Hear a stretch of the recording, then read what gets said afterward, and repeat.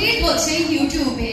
তো ইউটিউবে যে টিম আছে এদেরকে জানাতে হবে আমরা কোথায় আছি, মানে কলকাতা পুরো মাতিয়ে দিতে হবে। আজকে সকলকে জানাতে হবে যে পুরো কলকাতা এখানে আছে, আর পুরো কলকাতাকে দেখাতে হবে আমরা এখানে আছি। পুরো ইউটিউবে যে আমাদের কমিউনিটি আছে সেটা সকলকে দেখাতে হবে।